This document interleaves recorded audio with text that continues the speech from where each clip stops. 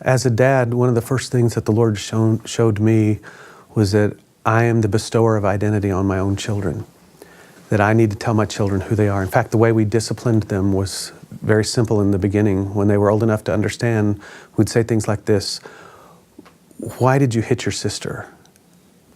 It's not that you hit your sister, that's wrong, no doubt, but we wanted to get to the root of it. And the way we began addressing those moments with them was this: that is not how a Jernigan responds. That's not a Jernigan's attitude. So let's put that off. Here's a Jernigan attitude. It's one of love and working through difficult situations with your siblings. Then when they became born again, we were able to address them. Is that how a new creation should respond? Is that a new creation attitude? If it's not, let's get to the root of it, rip that thing away, and put on the truth of who you truly are. That's how we bestowed identity on my children. The way it came home to me, especially with my girls, was this manner. My girls would come to my wife on a Sunday morning dressed to the nines. Mom, how do I look? Oh, you look beautiful. But you know when they believed it? When they came to Daddy. And Daddy said, same thing Mom said.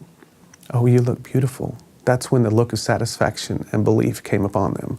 So we got it really early on that Dad, for some reason, God has ordained that. Moms do too, no doubt. But Dad has that seal of approval for kids. We even disciplined our boys differently than we disciplined our girls. And before I share that, I need to say this, that you'll find when it comes to same-sex attraction, there's usually a disconnect between the child and the parent of the same sex. That's in over 90% of cases. Think about that.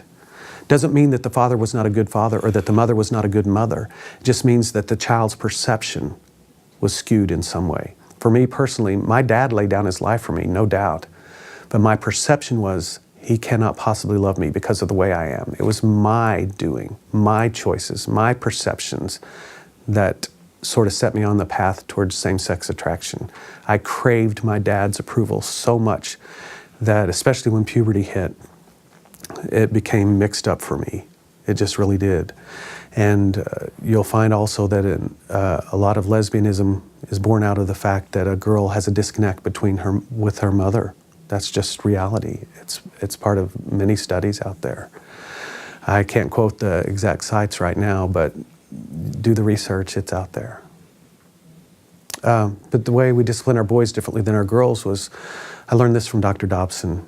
I had the privilege of ministering with him on a couple of occasions, but he said, Dennis, how do you discipline your boys and your girls? And we told him, and he said, well, here's something for you to think about. Girls are wired for intimacy. You can get them right in the face and say, why did you do that? What's the attitude behind the action? But with your boys, don't force them to look you in the eye, because boys are wired for honor and they need to own their shame. So you get them side by side. So this worked wonders with my wife especially, and my boys, because she always wanted them to look her in the eye. And when we understood that boys need to own their shame, and she would sit them down and not force them to look her in the eye. And when she went through the process of them making restitution, them going through the acts of repentance and owning their own attitudes, that without having to tell them to do so, they would be restored to honor and look us in the eye every time. So that's one of the ways we helped discipline our boys and girls, but also helped fortify their identity and who they were.